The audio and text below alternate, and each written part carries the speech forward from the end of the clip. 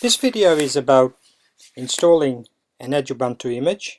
For the purposes of this presentation, we have saved an image on a USB.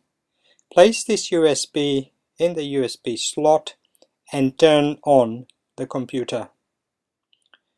Once the computer boots up, you will find that it will take you to this screen.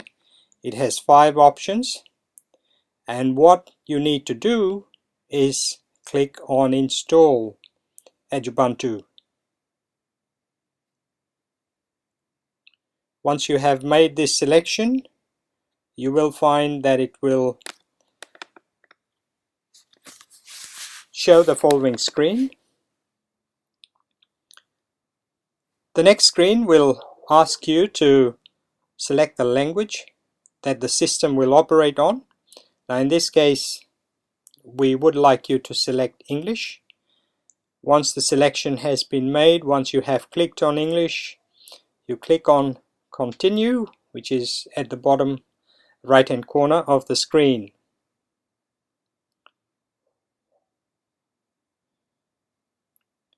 In the next step, make sure the first box is ticked, which says that your system has at least 8.6 gigabytes of space.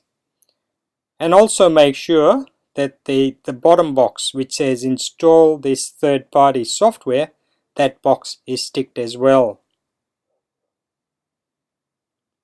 The next screen that will appear has a few options.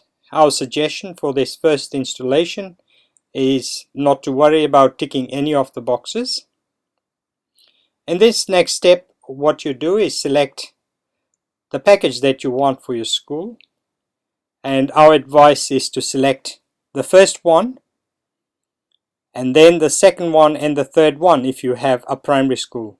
For a high school, you can pick on all 4 or 5 as the options.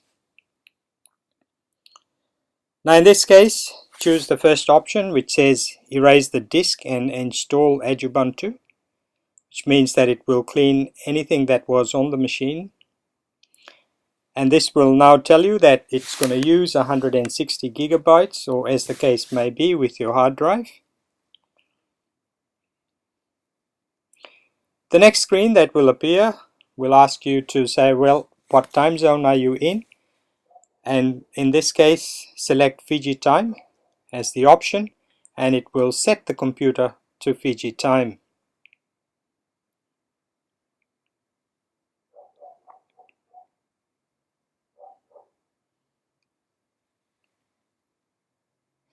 In this screen, you are being asked to select the keyboard. Just select English US, which is the first option.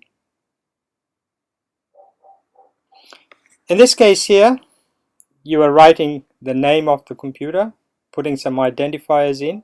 Have a look at the notes. It explains a bit more about how this needs to be set up.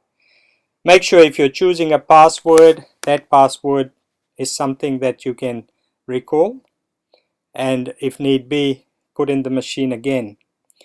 Our suggestion is do not tick require my password to log in. Select login automatically. Once you have done all this, you're pretty much set to sit back and wait until the computer installs the system. And once you have got to the end, and this would take a few minutes, it will tell you that the installation is complete. You may see this screen at different times during the installation.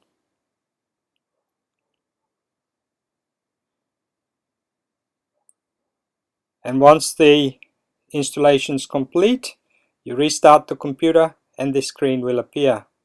And it has all the options on the left hand side. You may also see this screen after you have restarted the machine, which says incomplete language support. Just close this screen each time it appears. If there are any issues with the install, try and install it from the USB device, and that is done by pressing the F10 key on the keyboard. And once you press the F10 key, it will then give you the options that we saw in the previous screen, which appears as follows. And this is where you say, well, installation needs to happen from the USB device. And that's basically it. Have a look at the notes, and hopefully the installation occurs with limited fuss.